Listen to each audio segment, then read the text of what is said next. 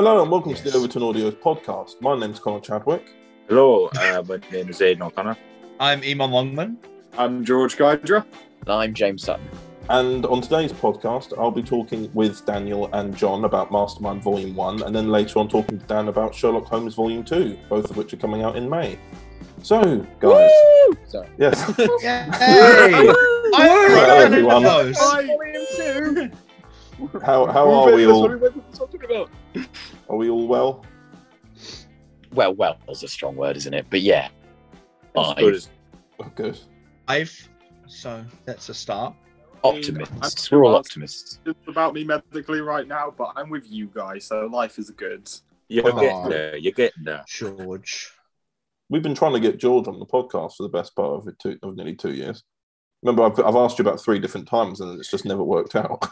Yeah, but I've got him. You got him purely by accident. That's what my said. The one time you didn't try and it worked out. Yeah. I'm like Nanny B. When you want me but don't need me, I won't be there.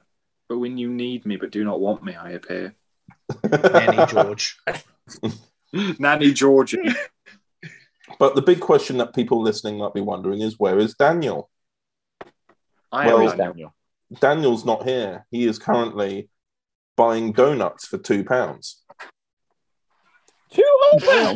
That's where he is. £1,000? What are they made of? Gold? Blimey. I said £2. I said £2. Yeah, Oh, that's some pretty heavy donuts. Yeah. Yeah.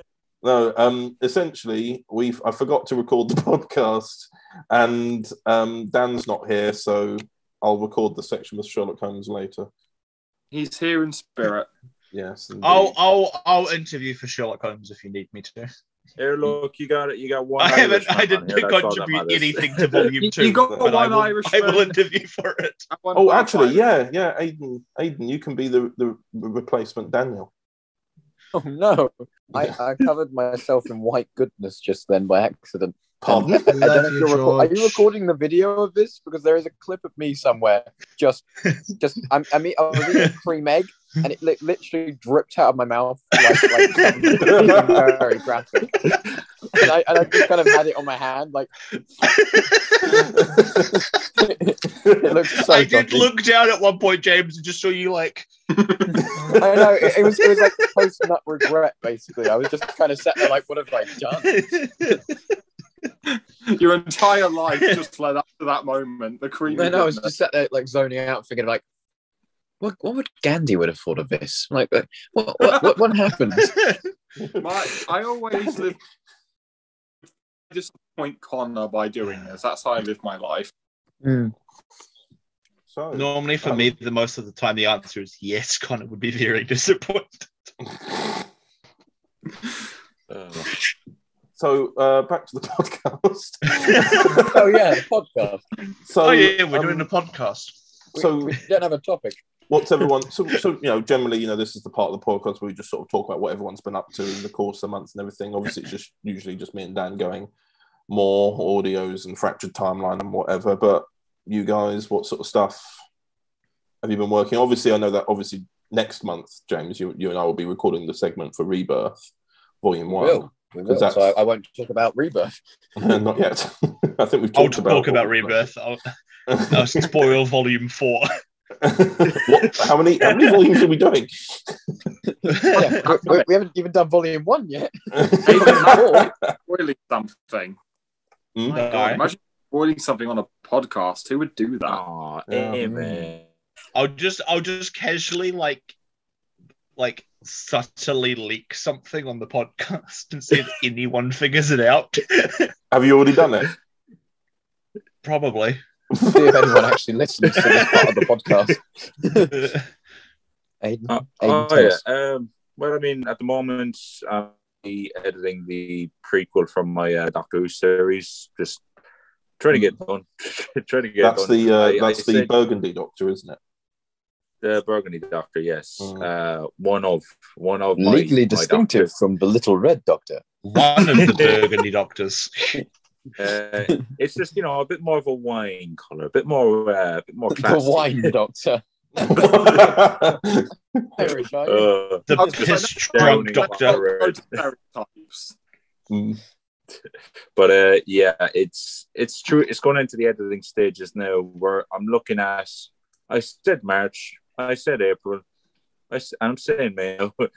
So is there? I'm currently filming on the rest of the series. So That's good. Things are looking good. And what YouTube channel could people find that on? You can find it on SC. It used to be called Type 40 FA, but now it's SC. And if anyone struggles to find that, they can probably find the podcast, your podcast, Super Circuit podcast. You can look up the Super Circuit podcast. I've got one with two guys on here, Connor and George. Yeah, I was just about to say, James and I are over here like, I guess we're not important enough. We're not cool enough to be on Aiden's podcast. There is a list there. There's a method to my madness. Okay. And we're just not near the top of the list, James. He hasn't got to the filler episodes. Yeah, you always, when you do a podcast, you start off strong with you're like, I know what I'm doing this week and that week, and then you get to episode 7, you're like, do I know anyone else? My nan is my nan free. What's my uncle up to today? Man, how are you doing? I might as well. Uncle Roy, let's talk about my childhood. It's just like, George, remember we went to school together 10 years? Yeah, you free at all? Are you up to anything? Oh, an accountant? Maybe not. James, thing is, you can look at yourself as a killer, or you can look at yourself as the beach episode. Everyone loves a good beach episode. Yes, it's true. Well, I like the Leisure Hive. I'm the beach, the draw to the sea. You are the Famazi in my heart. You mentioned Famazi. Well, I mean, I've only seen the Leisure Hive once, so I don't know if I'd be very good at doing a Famazi impression for a prolonged period of time. But I mean, I'm always game, so Very well. Now that I've stolen this creator's voice box. So, Eamon, what have you been up to? So I started a new job. I'm a courier. That's painful. I work 13-hour days, 5 days a week. So I want to kill myself most days. But it gets me money, so I can actually make my Doctor Who series, which is good. That's going to be fun and will come out before I die, hopefully. Knowing the rates that I've been filming, where I started filming my first episode in July of 2020. We'll get episode 1 out by probably 2034. Are you going to be the new modern day Doctor Who Devious? Is that what you're aiming for? Yeah. I was like, that's the DW 2012 rates. To be fair, that's the... no. See, I mean, it's out tomorrow as of the time of recording. So the first episode. Worse than Eamon does die while making the series. We're just deep fake. We'll carry on. Just Aiden to do his accent.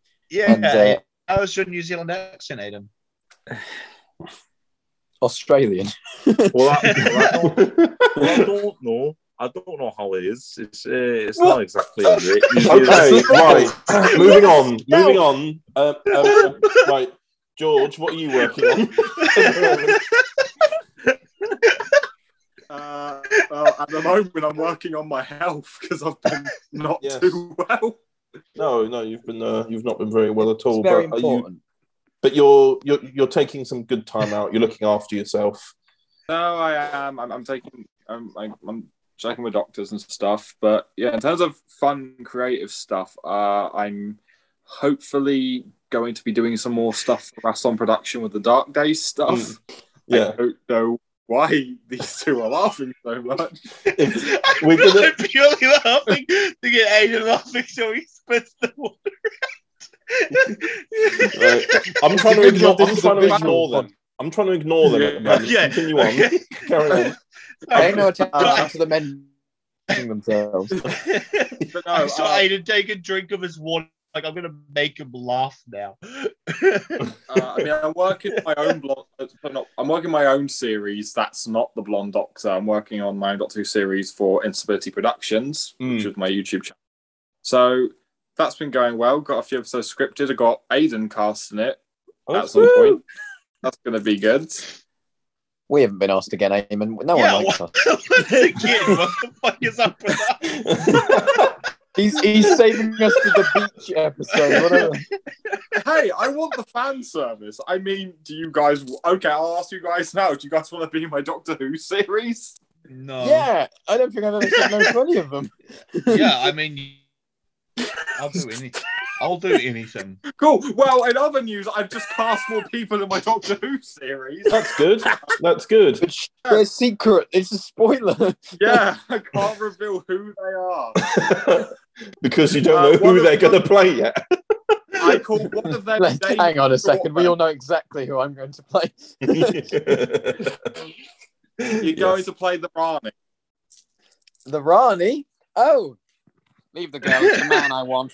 That's my life motto. That's what I say every time I go to the club. I'm going to cast Harper as the Doctor's father, so he will always be the daddy to me. Okay, James, what are you working on next? Is that it? It's George's time over.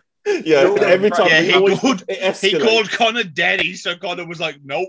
Like, literally, I'm asking everyone what they're doing, and then it escalates to a point where I'm like, moving on, come on, keep moving. Right, okay, where do we even start? I mean, I am probably at what you're doing.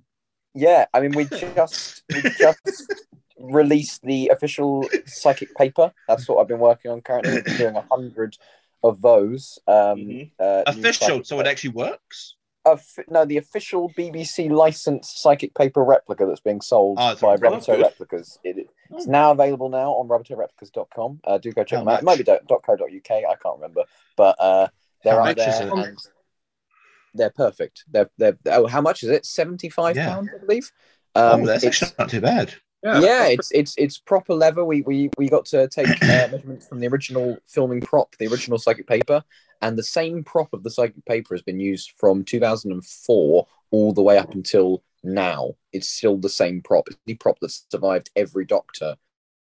It's Jodie. Every one of them's used it. A bit during Peter's era. So it changed in series 8 to 9 to a card holder. And then they went back in series 10 to it. So if you look in Thin Ice and the pilot, he pulls out the original psychic paper. Use it for one season, and then Joe.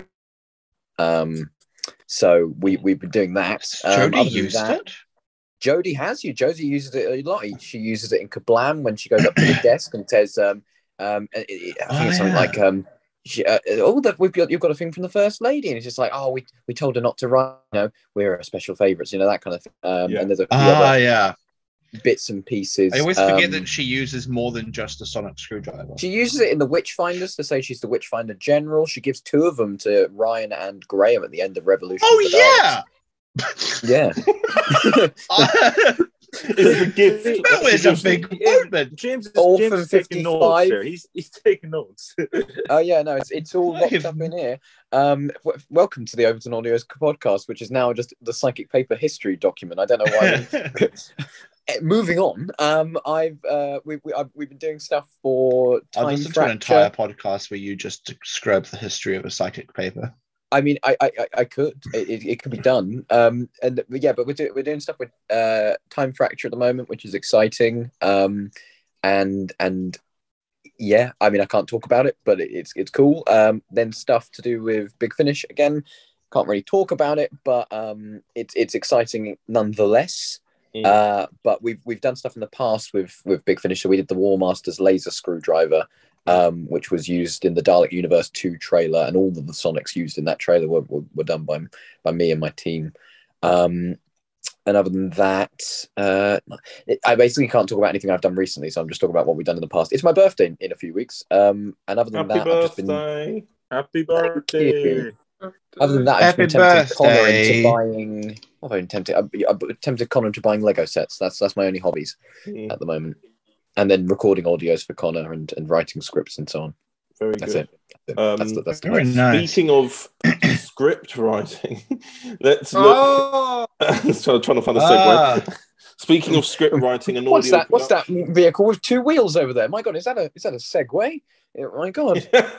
Let's go to the section where myself and Daniel talk to John and Harper about Mastermind Volume 1. Overton Audios presents Time to Get My Revenge. Call me by my real name. What? Master. I am the Master. And I took a chance. A simple chance, and what I did was close my eyes and keep on walking. You think it's simple magic and folklore that led everyone you knew to their deaths? No, this was a situation of my creation. What the hell are you doing here? This was my kill. We are technically the same person. Why should I talk to you? Because you value your life. No, that's David! My best mate! No. It's definitely him. Look at this place. So much destruction. I know. It's beautiful. I'm Stephen McMillan, head of the village. And you? Just call me Old MacDonald.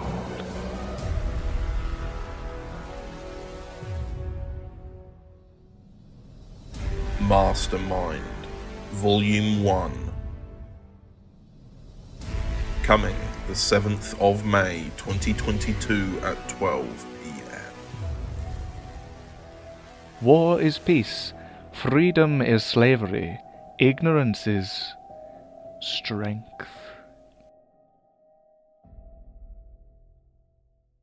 And that was the trailer for Mastermind Volume 1. And here I am with, it's not just me, it's Dan too, talking to John and Harper. Hello, John. Hi. Hi, guys. I'm here. Yeah, how are you? I'm great. It's been a good amount of time doing my FMP for college. It's very slow. I'm doing the topic is of education, so it's not thrilling, but I'm doing okay. Oh, well, that's good. Is this you trying to predict what it's going to be like when this podcast is out? Yeah, I'm predicting because this is probably 3 weeks before I have to submit my work. So when this comes out anyway. So yeah. I hope that I haven't had a mental breakdown yet. Yeah, well, yeah, you never know. The likelihood of this podcast aging well is very unlikely, my friend. Mm. Yeah, I saw a statistic somewhere saying that the amount of anxiety that students are currently experiencing in education, the same anxiety levels that mental patients were experiencing in the 1950s at certain asylums. Yeah, I'll be honest. Isn't there a thing where a high amount of percentage of statistics are made up?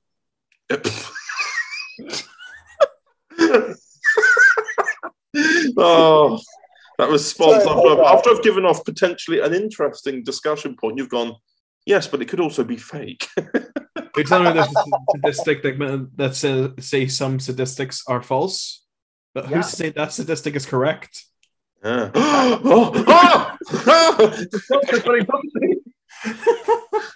The paradox. The paradox. But yeah, Mastermind.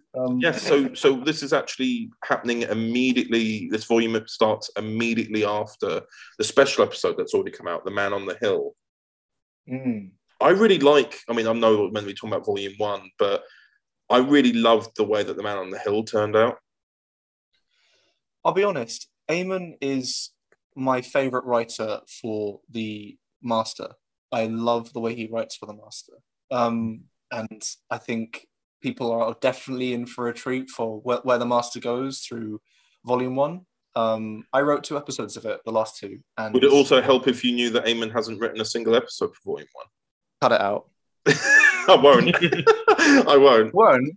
No, I've already. It's already public knowledge. Wait, is it already?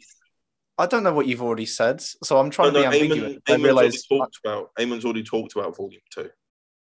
Okay, so yeah, basically the reason I said that is because he's written Volume 2. Yeah, that's what we've been working on recently. That's why I'm a bit frazzled. Sorry. No, all good. Volume 1, Dan initially started writing it. It was called At Universe's End, which is where you have the return, which of course a lot of people have pointed out from the cover art, that the Irish Master is back. Yes. Yeah, and oh my god, I can't wait for people to listen to the episode. Okay, now it's coming back to me. Yeah, I can't wait for people to listen to the episode because the dynamic between both masters is very interesting.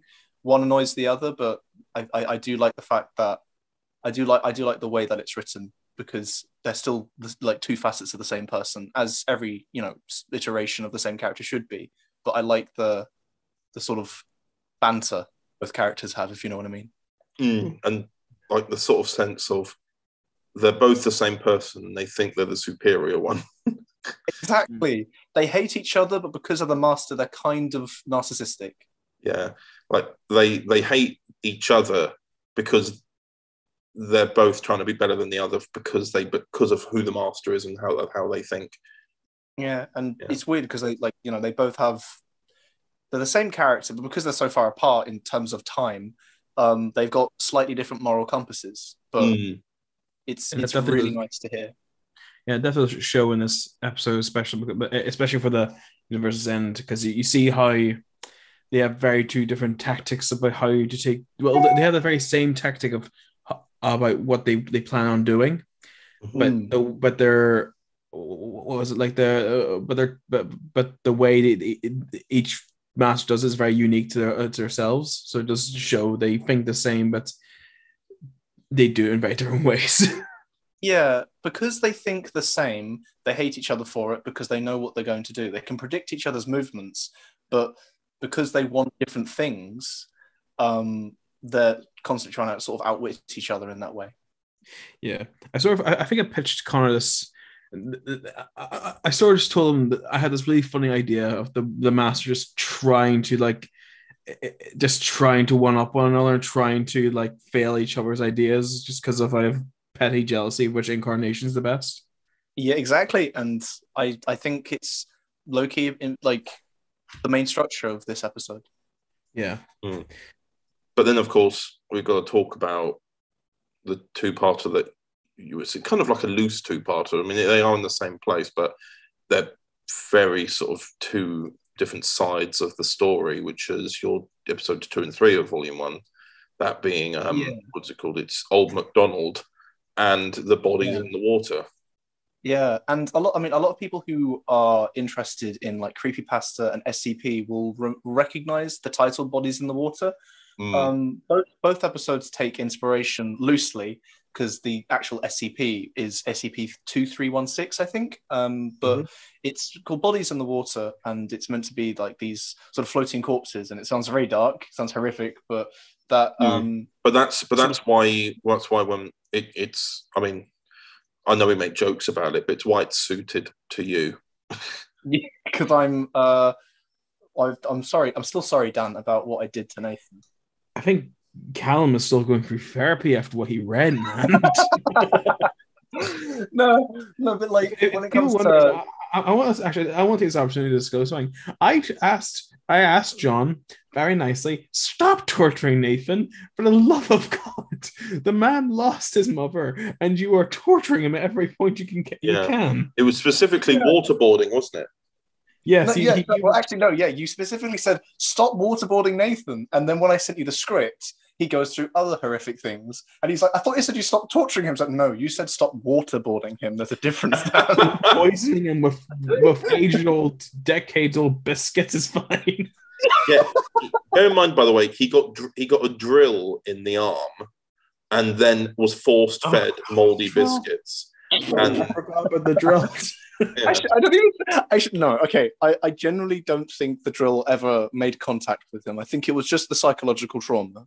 Oh, okay. I know that there was I know that there were some characters who've been drilled in the head by the droid, Oscar droid. But I could have sworn got like physically harmed in some shape or form. It doesn't sound like you not to do it. Yeah, he probably did, to be honest. I mean, I can't remember. I haven't listened to it in a while. In fact, I might re-listen to it now once we've done this. But yeah, Bodies in the Water, like the SCP, go up and read it because you'll get a nice little taster of kind of the idea I'm going with. Again, it's loosely adapted because I'm not going to like rip it off, but I really like SCP and I like taking inspirations from the creatures that are created because it's all user created. Like they're all different people and there are thousands of them created by people all over the planet, and I love it. But you've also, what you've done with it as well, which is something that I think's great for you as well. Like I think I've said this to you countless times, not just on this podcast, which I'm about to, but which is you always like period dramas, but you always have this really interesting and amazing way of adding a sort of dark gothic feel. So as a result, when you listen to At Universe's End, it's very high concept sci-fi, and you go to this and very grounded in reality. Really is, yeah. It's very much like, you know, you're like the Masters blending into society. I mean, to be honest, what I would say certainly about it, and you've listened to it recently, and you remembered that I got certain characters to say certain things. It's a very mature story, but it does bring up. It does also bring up the tone. Like it's accurate to the time, is what I'll say. Because obviously, I'll say two things. Like, sorry, carry on. No, but I was just saying that it's very accurate to the times with certain characters having prejudice against particular people. Yeah, I mean, I'll say two things. Like my like the way I style the episodes that I've written for Mastermind, and more recently the things that I like writing for myself, is I take a lot of inspiration from like Doctor Who season 7 with Third Doctor, where everything was grounded in reality. The Doctor didn't have a TARDIS. Obviously, the Master has his TARDIS in the story, but it's rarely seen. You know, it's rarely seen. I think it only appears in like one scene, but basically, like the Third Doctor, he's on Earth and he's mingling around with all these humans that he doesn't particularly enjoy doing, but he has a purpose to it, a malicious one, obviously, because it's the Master. And I'll also say that what I like about writing with the Master is that because I know that I'm playing them, I know exactly how I want him to act around them, and so I love being able to just sort of create the most dark, literally like the darkest version of me, and I love that. Well, yeah, it gives a nice element of play. Like, when you like with any actor, they say, "Oh yes, I'd love to play a villain." it's that element of like with the other characters you've played before for me, like in Time Traveller, and obviously where I said I was the most human I've ever been. Yes, but then you've also got. Oh no, that was the other one, wasn't it? On the Scene. Yeah, On the Scene. Yeah, Darren Kelly. Yeah, you've got that, but then obviously you've got sort of anti-hero qualities in certain characters, but everyone kind of believes that their own hero, but in a way, we're all anti-heroes, really. But to play a proper villain is just something unique and something a little bit more mischievous to do. So it makes complete sense when you're looking at it, going, yeah. Yeah, I think my favorite thing to do is play with characters, and I tried to build them up because they're two like 25-minute episodes or something like that, or 20-minute episodes. Roughly that. Yeah, so they're fairly short, but I tried to put more focus on the characters in this story. You'll find there's like an entire family that you were ripping your hairs out over casting because a lot of them don't talk that much, but they all have their place. Yep, Dan plays one of the family members, don't you, Dan? I do. Yeah, and I can't wait for people to see where these people end up because the Master's around and he's got something that he wants. Yeah, and that is part of the theme, which is something we discussed for quite a while, John, which was this. If you really look at it, is the first volume where you get to properly play the Master, because you've had the General Marsh storyline. You've then been able to play the Master in Series 4 of Resurrection, but this is him away from outside influence with working with the Rani and the Black Guardian and everything. This is him at his best. This is the Master, and he's back. And with Man on the Hill, it was the repercussions of what he'd done in the 4th series of Resurrection. Now he's free. He's rebuilding his name back up. He's looking for that power, that influence, the mastery of all. And there is something like, throughout this volume, at least, the theme is power grab, or just the feeling of power. Where and I think it's football back. Yeah, it's really nice to have the master finally, because obviously just after spending so long trying to be good, and weirdly enough, the master is only back to its own roots because of the doctor, because of how much doubt the doctor had in him to be good. He's just thought, well, if you think I'm this, then I'll be exactly what you think I am. It's you know, when I think about it, it's actually quite similar to the role that Loki plays in Loki, where he's like, I'm always destined to be the bad guy, or just like the one who will eventually turn good, but right. Oh yeah, there's a quote about that, isn't there? Where he goes, I'll play my role, or something like that. Exactly, and I think the master has the exact same issue, because, you know, like Thor and Loki have the same dynamic as Sherlock and Moriarty, and the Doctor and the Master were created with that same concept of having a Moriarty to the Doctor, who will play that role of the villain, and I love that. Indeed. Well said, John. Well said. Very well said, yeah. Thank you. Other than that, Mastermind Volume 1, the reason why it's 3 episodes is because The Man on the Hill was meant to be the first episode. But so much stuff came up with Mastermind, didn't it? It went back and forth and being like, well, originally it was a 10-part one-off series. Then it was it was a 10-part one-off, then it went to... it went to 10 parts, and then it was 6 parts. And then we thought, actually, no, there's a lot more we could explore. And then it became 2 volumes of 5 episodes. So it was back to 10. But then the schedule, trying to schedule all the audios already being made, then went down to 1 off to see as a pilot, then went back up to 4, and then went back to 1. And I think that's where it stayed with The Man on the Hill. And then everything was received well. I think we were probably already working on Volume 1 anyway, because I was really, because essentially I consider, like, with the Master, he's got 2 series really, hasn't he, already, like 2 eras. You've got the General Marsh era, and then you've got the this new Mastermind era, and I was so happy with how The Man on the Hill turned out.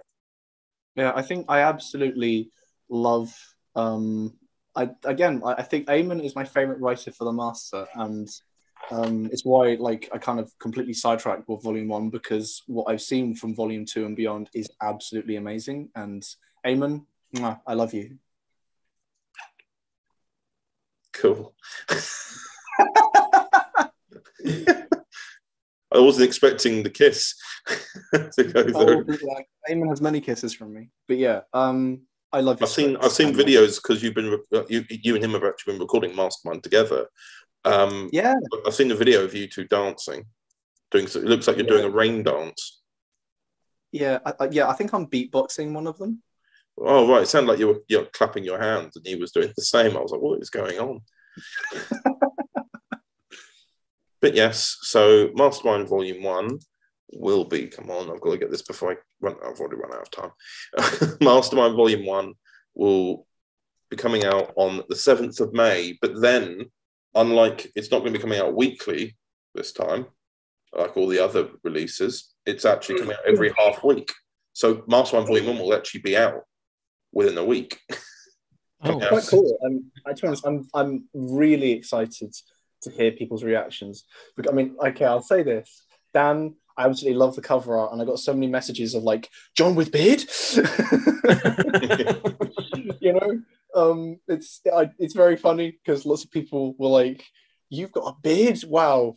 You know, facial hair suddenly just appeared, man. You know, I mean, in real life, I'm still on my way there, but honestly, it's like, fair enough, but no one's ever had the reaction why I gave you a goatee for the first one. Yeah. Actually, thinking about it. Actually, well, I've got a couple messages from Spoon, but yeah. But yeah, like, that's the thing with Dan's cover arts.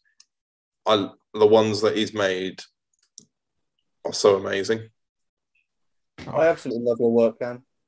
Thank you all very much. It is what you might call award-winning work. Award-winning, and it is like, Not to toot your horn too much, but I think you are a master. Oh, This volume is truly a masterpiece. Yeah. yes. Mind you, I was going to try and make another pun with mind you, and then I was like, well, I've already said mind. I can't say mastermind. So never Wait, mind. mastermind you. Okay. We got it. You've got to add that comma. Master, mind you. Mind you. It sounds like a question. Master, mind your business. Maybe like, Yes. I feel like we're just creating titles. Aim's going to listen to this and be like, oh, that's a story. Mastermind Volume 26, question mark. It's just called question mark. Yeah, coming the 13th of May, 2064. Oh. And you're just a brittle old man by that point. I won't even need to do any cover arts at that point. I'll just look the part. Yeah. So anyway, thank you very much, John, for the being available to talk about Mastermind. And no worries. I love it. and we shall return to future Chadders and Daniel. And welcome back to the podcast. And I hope you enjoyed that section. And we're going to be reading some comments now, aren't we? Good. Yeah. Yes. Yes. And we'll start off. We'll start off with James reading some comments for Time Travel Cataclysm, Episode 8, End of the Line. Well, it's not some. I've only got the one, which is from Mr. Jeevan John. This episode of Time Traveler Cataclysm was flipping phenomenal. The story was incredible. Along with all the twists and amazing surprises, Harry Gosling as Connor Harper was amazing. And I loved hearing how he was working in a facility that had power, but also sympathetic towards the events of the Cataclysm. Kate Lassman as Harriet Jackson, not Harriet Jones, I nearly said Harriet Jones, as phenomenal as always. And I really loved how her character in this was determined to get to the bottom of who was in charge of everything. Also, her interactions with Robert were great to hear. And it's finally interesting to see them become less tense around each other. Alan Rafferty as Robert Blackman was amazing. And I really love his character in this episode and how he started to become less tougher and more calm and mellowed. Emily Meir as Jessica Clark was amazing, and I really loved her character development throughout this episode, from her deceiving someone and killing them to them wanting to start a fresh new life, or the other way around. Peter Adams as Noah Crimson was amazing. Again, a lot of amazings. And I loved his character in this story and how he started to become less angrier and more caring to people like Jason. Daniel J. Patton as Jason Newman was amazing. And I loved how his character was starting to become a bit more forgiving of Jessie and allowed her the chance to start a new life. And most importantly, the return of Aaron Thompson was amazing. And I had grin, and this is actually correct. I'm not reading this wrong. And I had grinning from ear to ear. Overall, this story was written amazingly by Connor Chadwick and Dave Edwards. I cannot wait for more with this volume. And this is a number which is 1,000 million. I don't even know how you say that. It's 1,000,000,000,000,000,000,000. Yeah, we've just started saying infinity at this stage. Out of 1,000,000,000,000,000,000,000,000 exclamation mark, exclamation mark, exclamation mark, exclamation mark, exclamation mark, exclamation mark, exclamation mark. Thank you. I do theatre work as well. Thank you. So, do we think Jeevan likes the story? Well, I thought it was amazing. Yes, he does. Every time I miss out on an Overton Audios release for a couple hours, I have to avoid his comments. He just puts the plot in the comment, and so I'm like, okay, no, scroll past that. 4, Don't 5, read 6, that. 7. Just really nice because on the Discord channel, he specifically puts in the spoiler in that sentence. We only got 2 amazings with Andrew. So thank you for that, James. No worries. Eamon, good job, James. You've got the which one have I? I've given you the trailer, haven't I? Yes, you have given me the trailer. Yes, this is the trailer for The Cravat Doctor and the Rani. Into the comments. Yeah. So the first comment I have is from Jeevan, who said, I so cannot wait for this volume. I am overjoyed that we'll be able to hear more of the Rani's character, as well as the other characters, like the amazing Cravat Doctor. That's cool. I like the Cravat Doctor.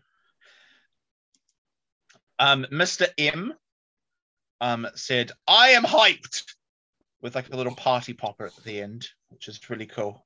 I think they were excited for the volume. Archibald Lazarus says, I've missed the Rani. Yeah, same. It's been nearly 2 years. Yeah, it's been a while. When did Magtaloop come out?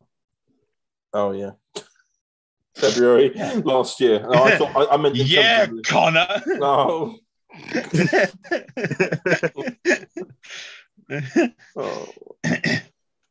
And Michael Cox says Daleks and the Rani. Ooh, the Doctor's in for some trouble. I don't think it was meant to be read like that. Well, thank you for that. Well, that's how I was read it. That's how I read it. Thank you for that, Eamon. You're welcome. Let's go, Aidan. Thank you. This is for Doctor Who, The Cravat Doctor and the Rani, episode 1, the Rebecca Martin's trial. So this is the one where she's on trial.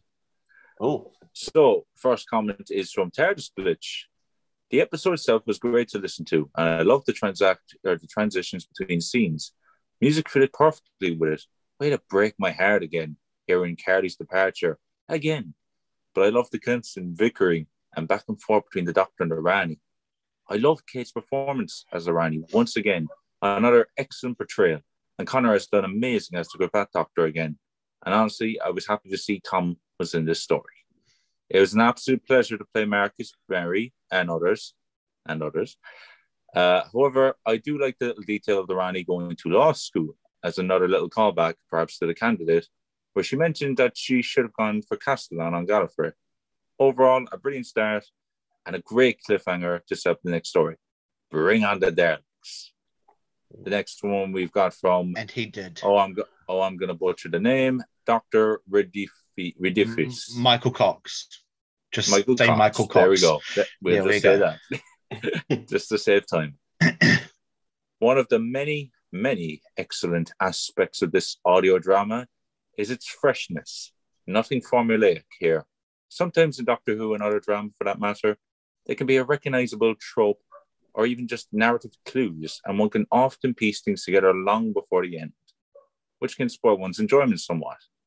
We've all had a, oh, that's what they're doing moment when watching or hearing a story. However, with this audio, I couldn't predict how things would turn out, and I was held engaged and intrigued with on each unfolding twist and turn of the story. Congratulations on splendid work, powerfully brought to life by a great cast. Thank you, Michael. And Michael's always got such a lovely way with words, isn't he? Oh, yeah. Every time I see a video like where he's left a comment, I'm just like, right, this is a good read. And then we have he's back again, Jeevan John. Jeevan's returned. Well, what a thrilling start. This first episode was amazing. The story was incredible, and the characters were truly spectacular. The twists and surprises all the way through had me constantly ecstatic. Ollie Hatton as Sergeant Windsor was great, okay. And I loved this character. Jake Krendrick as Tom Bishop was fantastic. I was great how you back. This time, having his character defending the Rani. Joshua Griggs as... All right, are we spoiling the episode or what? He spoiled it in the last comment anyway. All right, yeah. As Mortimus was amazing, and honestly, his performance was amazing, as I know personally how much he loves the character, and it felt fitting hearing him voice them.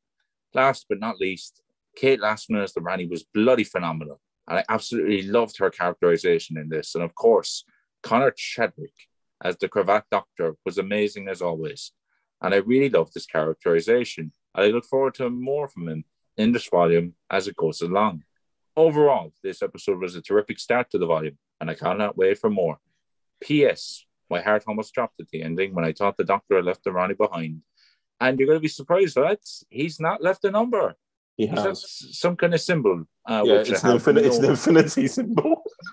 An infinity symbol. He's started leaving to learn what that is. He's left a number at the end. He has broken the stratosphere of numbers.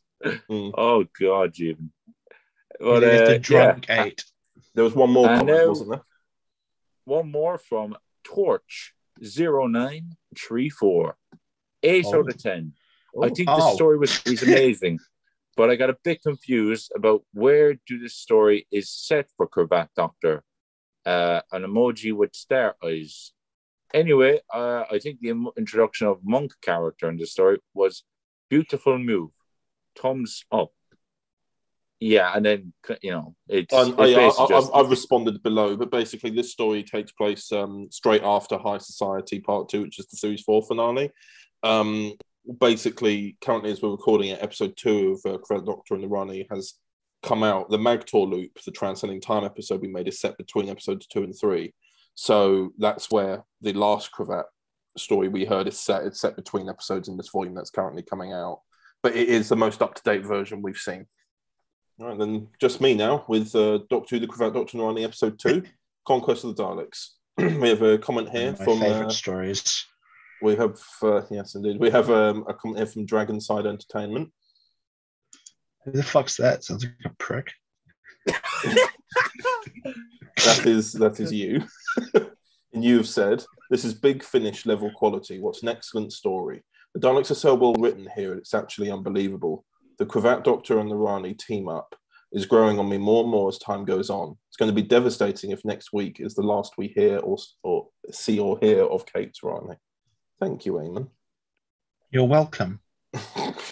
I mean, that scene in the middle. Am I allowed to spoil things on this podcast? Spoilers. Go ahead. The bit when Jade's like screaming in the middle.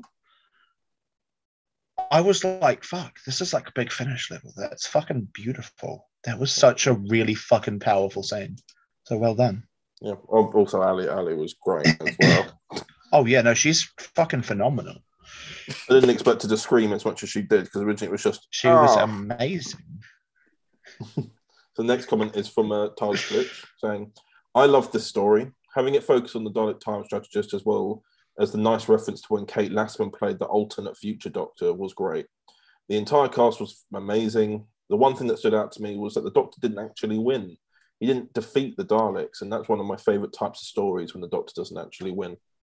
Yeah, I mean, I like those stories too, because I feel like it's a nice sort of balance. If he doesn't always win, it's a nice thing. One from Jeevan John. This episode was absolutely astonishing. I really loved the characters and all of the callbacks to the Federation War, which I think was done amazingly, and it brought back a lot of nostalgia. All of the characters were just excellent, and the acting was incredible. Alia E. Tori as Jade Walker was incredible, and I loved the development that she went through in the story and eventually siding with the Daleks and believing their telling of events, which created some great tension between her, Britvic, the Rani, and the Doctor. As that she was to believe was the root of all this. Roman Wood as Britvic was excellent, and I really loved his character. His duty of caring for Jade was something that really stood out to me and gave me a sense of that his character is prepared to protect those whom he cares about. Oscar Silverman as Graxtor was excellent, and I really loved his snobbish and selfish vibe that he gave off as Jade's boss. But most importantly, John N. Harper as the Dalek strategist was amazing, and it was amazing hearing his take on the villainous foe. But last but not least, Connor Chadwick as the Cravat Doctor was spectacular, and I really loved hearing a darker side to him as he gave off some Eighth Doctor vibes throughout the story. But certainly not least, Kate Lassman as the Rani was phenomenal, and I absolutely loved how she took charge at the parts of the story and had an incredible commanding presence. She slowly started to become one of my favourite companions. Overall, this was an incredible episode, and I loved the storytelling and the little Easter eggs to past events. 2 infinities. Jesus. At one point, you're going to get like 47 infinities. Mm. Oh. Yeah, I was waiting for that. Buzz Lightyear. I just guys are reading comments, and I'm just here looking for cheese strings. Oh. What? George strings?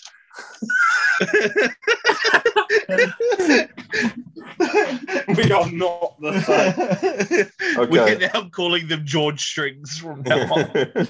All right. Last comment was from Michael Cox. A skillfully crafted. You've got two more comments. All right, I'll answer that one afterwards. I'd already answered, but I'll read this one. From Michael Cox, a skillfully crafted tale of confusion, despair, betrayal, and manipulation. The Doctor's past actions always return in some shape or other to haunt him, and this story explores the feature of his life that is very well indeed. Alongside this, it's great to see the developing dynamic between the Doctor and the Rani. He clearly cares for her well-being more now than ever, and she's not quite as cold and clinical in her dealings with others as she has been in the past. There were excellent performances from the whole cast, but I do think Alia E. Tori is to be congratulated for her portrayal as Jade Walker, the downtrodden, anguished soul at the centre of the drama. She really brought Jade's pain to life in the most startling fashion. And then I have another comment from Mento Rizaki, and he's just asked how many episodes will be in the volume 3. And now let's go on to the next section with myself and Daniel talking about Sherlock Holmes Volume 2. Overton Audios presents. I had attended a gala in Paris with my mother. A week later, I received a letter from a young man called Harry Angel. It became romantic a couple of weeks ago. The Trap of Love. That was the last time I saw her alive. Oh my God, Helen! It was the band! The speckled band! You won't persuade me that my father is an evil man, Sherlock. He has been through enough. As has Watson. You despicable creature. Are you like it or not, I am your son-in-law, and I'm your daughter's husband, and one day I will be the father of your grandchildren. Time is ticking, Watson.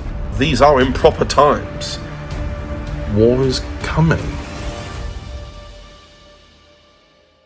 Sherlock Holmes Volume 2. Coming the 21st of May 2022 at 12 p.m. And welcome back. So, Dan, we're going to talk a little bit about Sherlock Holmes Volume 2. Yes, Family Values. And Indeed. That's coming out. When is it coming out again? May. It's specifically going to be coming out, rather than it all being in one day, it's going to be in like sort of half-week increments. So it's coming out over the course of a week, but on 2 Saturdays and 1 Wednesday between. All right. Yeah, that's good. I like that release schedule because it means that we have more Holmes and Watson more frequently. More frequently, yeah. Yeah. Because essentially, this volume actually has a theme. Because Volume 1, like we were saying in the last podcast where we spoke about it, was very much like a pilot volume, wasn't it? Yeah, that's why we decided it's the game is on. This is us, our first step by as Holmes and Watson. So we just decided to see what we throw at and see what sticks. And I think very much that. Yeah, we talked about how the narration elements were. Because we've done one which was basically an audiobook with some voice backing. Well, I think that one was which one was it? Was it it's not the 5 Orange Pips. I'm pretty sure it's the Red-Headed League. That's it. Yes. I was thinking of it being called The Case of, but it's the only one that wasn't, I think. Yeah, that one was very much an audiobook mixed in with some vocal backings from us. It was basically you reading an audiobook for half an hour to 40 minutes. Which was hell for a man who has dyslexia. Yeah, you weren't very happy by the end of it. I remember. It wasn't. I think by the end of that episode, we were like, what we'd done with a scandal in Russia, which is a title that has not aged well. No, but we won't go into that. But we agreed. I think sort of how we built upon that. Where it was basically a full cast audio drama, but with little increments of narration scattered throughout the story, just to tell it, just so it's like Watson telling a story, but we're actually going into the story in some like if there were key elements with Sherlock and Watson traveling somewhere, we'd use narration in that sense, and like we do in Volume 2, for Watson to explain what he's observing and what that means as well for what Sherlock is doing. But yeah, we've the three cases we've gone with for Volume 2 are a case of identity, the speckled band, and then something that is actually completely our own original case, which is the ghost of Chammersmith Manor. Yeah, and that's one that I've got my notebook somewhere, which has everything written out. Do you remember when we did that pitch meeting?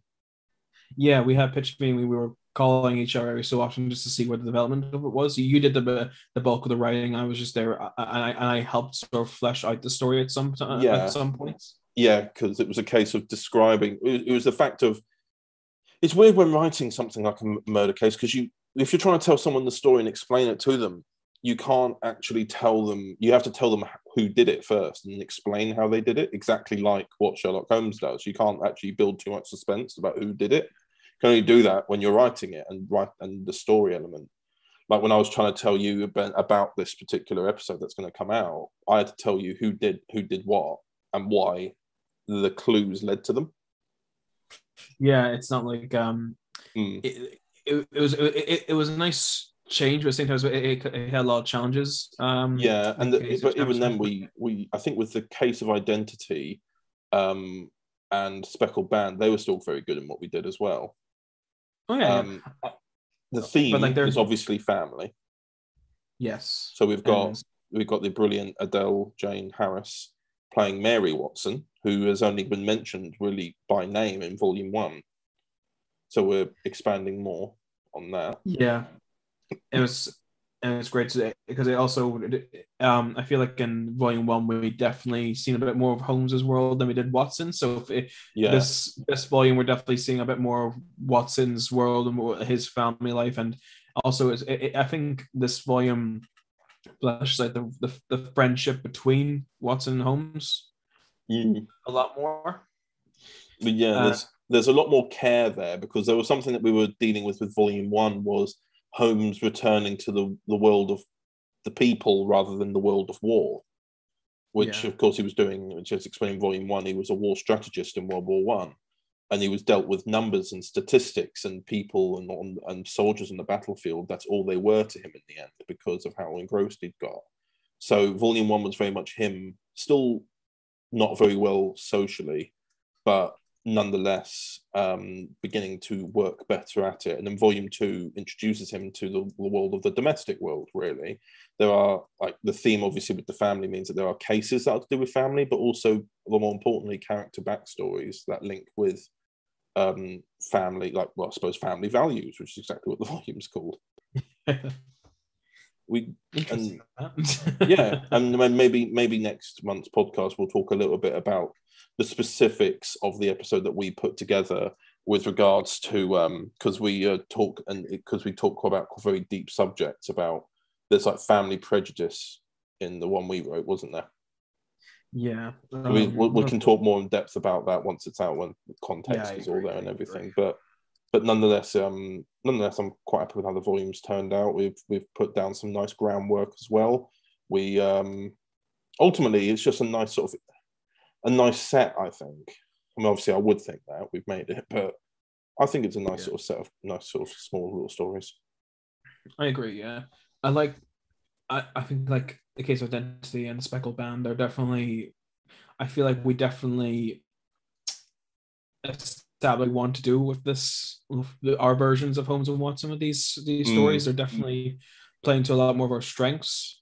Yeah, because I feel like with Volume 1, where we were testing the waters, we were challenging ourselves, and we definitely knew we wanted what to do after that volume. And plus, Volume 1 had a few production issues anyway. It took 2 years to make it. Yeah, it did, and that's you can blame me for that, because I had the initial idea when I was going through my last year uni, because I was writing a dissertation about the adaptations of Sherlock Holmes, and I thought to myself, nope, I kind of like to do one. And I talked to you about it, and you're interested in the idea as well. Yeah, and then it just kind of sat on a shelf for a little while, and then in the end, we after doing our first podcast, we had a few people come forward about writing for Sherlock Holmes, and that's when the volume we decided to just kick off, because it was just massive writer's block we were having. Yeah, because it was so different from everything else we were doing at the time. it was basically full Doctor Who mode. I think it was like during for me, must have been Doctor Who and Time Traveller. And Sherlock Holmes is like the furthest away from all those things.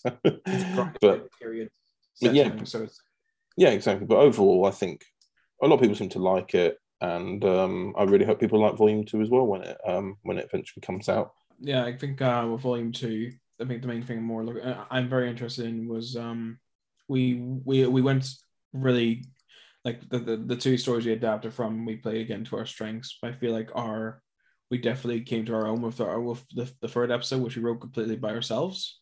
That's the thing, because we weren't basing it off of any existing material at that point either. What we were doing was instead of it being a case that's sort of brought to Sherlock or Sherlock discovers, is a case that happens while Sherlock is in the room. Yes, it's a murder mystery rather than a murder that needs. Yeah, rather than having a client approach him, he's in the room when it happens, and the client technically becomes the person he watched die instead, which is a nice twist. Yeah, makes things a bit fresher, a little bit more exciting. Yeah, because I think I was fresh off watching. If I like to say it was like something like one of the Agatha Christie's or something like that, but I watched Clue and I thought to myself, it'd been interesting to see Sherlock in a sort of whodunit sort of murder house sort of situation. So I think that's where the main inspiration came from, that one. Oh, that's cool. Yeah, but I'm proud of Volume 2 and what we got planned for like the future of Sherlock Holmes. We're very, very excited for as well. We've already mentioned that we're doing a third volume anyway. Yeah, like there is a third volume that's also due for release later this year. We've actually got a nice variety of writers who have written for these different stories and adapted them. We've got Eamon Longman and Aidan O'Connor who've written 2 episodes, then I've written the final one. So it's nice because we've then gone ahead and done Volume 1, which is very much a test. Then we've gone into Volume 2 and done our setup with adaptations, and then we've followed through and got more guest writers in. Yeah. So it's always expanding. Yeah, which I do like the fact that this is we've created something that really brings in a lot of writer skills and different variety of writing styles into this. Yeah, very adaptive. Indeed. But yes. Indeed. So shall we go back to the main podcast? Yes, back to the main podcast. Back to chaos. Yeah, back to the chaos. Hello and welcome back. As if this podcast wasn't chaotic enough, welcome to another segment which is just me speaking. I forgot to do this segment when I was recording with everybody else. So this is the section which I don't do too often, but it's the section where I talk about what's most popular currently with Overton Audios. I believe I did it maybe 4 or 5 podcasts ago. And at the time, it was the Dalek Federation volume that was popular. Currently, it is the Uncharted Past Volume 1, Episode 1. So, please see the trailer for Volume 1 of Uncharted Past. Overton Audios presents... There's something wrong with the weather. It's not just rain. Above Island, it's not just clouds. Can I at least know your name? My name is the Doctor. What do you think you're doing? You know who you are and what you've done. My people, they are gone. We can find the survivors. Doctor, who is that? Fiona? How'd you like to meet my daughter? Easter, what is going on? Bears another TARDIS has collided with us. Another TARDIS? You must know that what I am doing is for the best. You will not stand in the way of my plans, Chapman. Rachel, don't you turn your back on me! I'm not Rachel. My name is the Rani. There's a time to stop, to stay for one person as they do for me.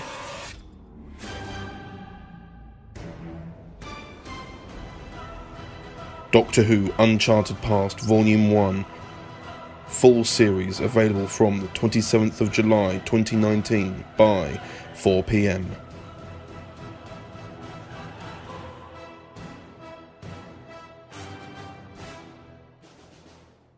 Right, now we move on. We now move on to the conclusion. Oh my God, Danson! He's arrived at the conclusion. Dan, you're missing your own fucking podcast. We're in the podcast right now. Yeah. We are. We're mate. doing your podcast for you. We're going to record the podcast today. It is what we're doing right now, mate. Anyway, everyone. And welcome back, and thanks for interrupting. Hey, but shut the fuck up.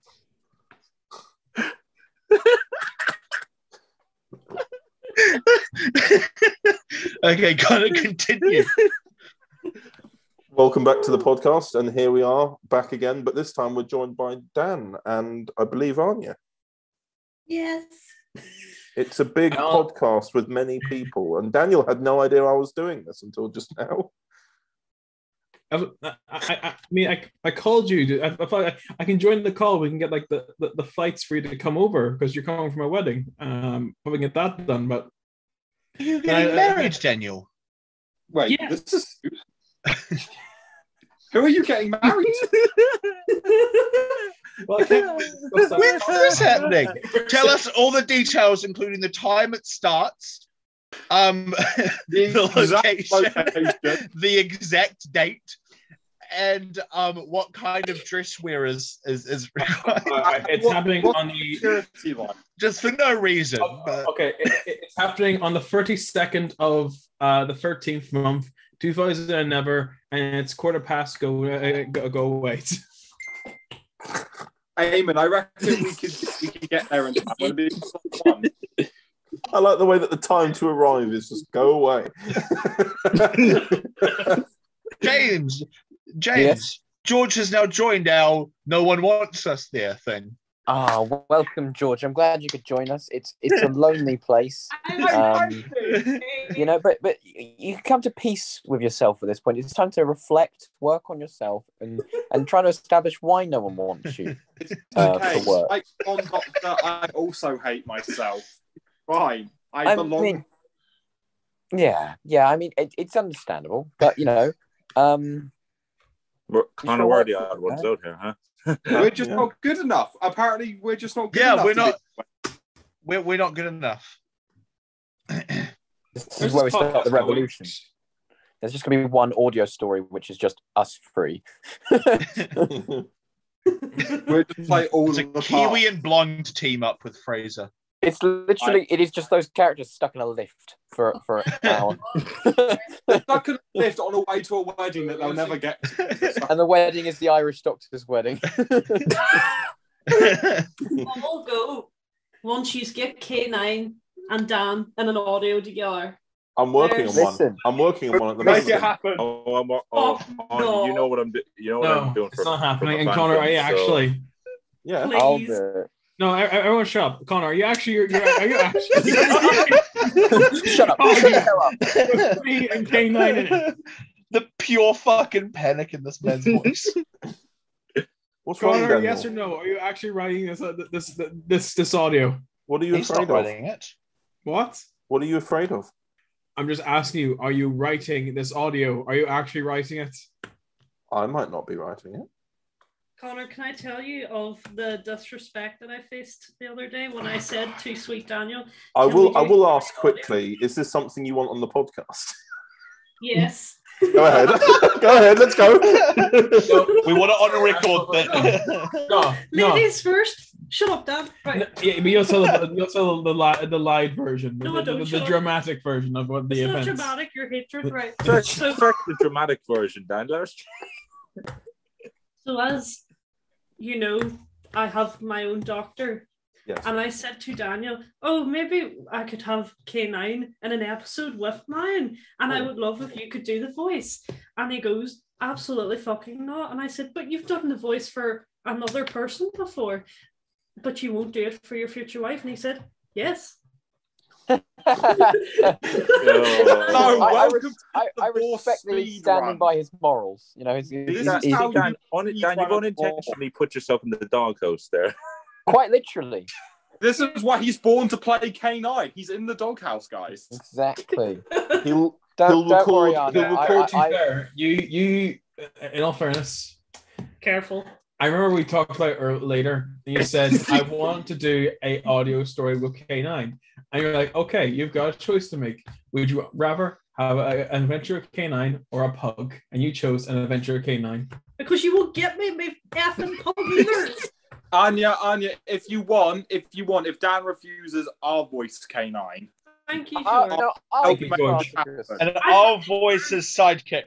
I've had to turn other men. I can't even turn my own husband anymore. I have to turn the other men for my needs. What's this podcast?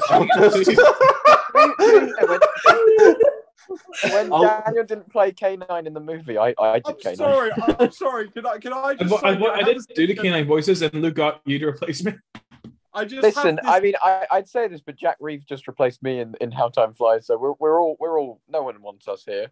It's a game of leapfrog. Can I just stress? People. Yes, George. Is this what happened? Am I just going to be phoned in the middle of the night just by Anya saying, Dan won't do it for me anymore. Can you do the voice? and then that's when you say, go, affirmative, mistress. You're dead in the background going, no! Fuck off! What can he give you that I can't? Will you do the voice for me? Affirmative, mistress. You know, it's just like maximum defense mode.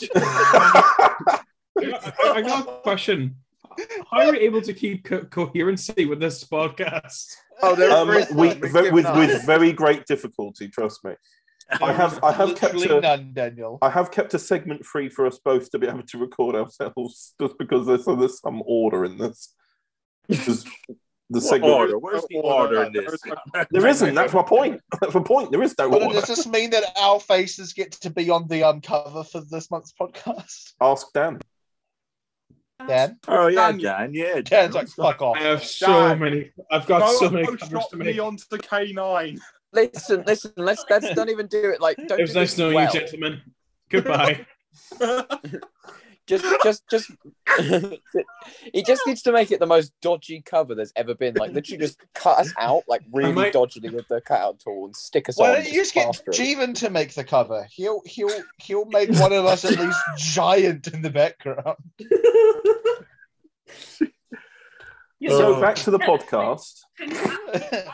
In the cover art, it's just a meaningful look from me to George. With all of us with our heads on K9's Why are you asking me to do this? This is why I'm not invited to the wedding. Daniel, can we at least put Derek the cat? No, you're not invited to the wedding because your sexiness would just overthrow the entire event. Oh, what? We're just not invited, James, because no one wants us. Apparently, I'm just too sexy. I'll take it. Yeah. Oh yeah. Speaking of which, George, will I share them that video I made? Maybe we finish the podcast first. Yes. Maybe we should, like, Daniel, how are you? I really need alcohol. That's not good. That's not healthy. No, Connor. I'm actually doing all right. As a fellow Irishman, I support his claim for alcohol. I'm currently drinking at the minute, so he's fair enough. We just came back from... There's never a time I'm not drinking. What, so you're drinking... So you're... What? So when you're driving, you're... Oh. There's a reason why I'm driving more often these days. So, also, Anya, the bottle of Prosecco you bought is still in my fridge. Keep it.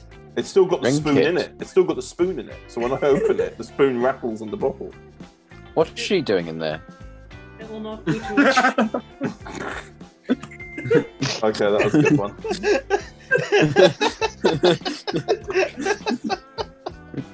Anyway, on that note, thank you for listening to the Overton Audios podcast. We'll be back next month. Honor will never invite us. Like, comment, and subscribe. Hit that bell notification for to subscribe to the official Overton Audios. If you want to subscribe to the official Overton Audios YouTube channel. YouTube channel. The consequences. Everyone say goodbye. Goodbye. Goodbye. Goodbye, mistress. Bye. Bye. Bye. Bye. Bye. Farewell. Bye. Bye. Bye.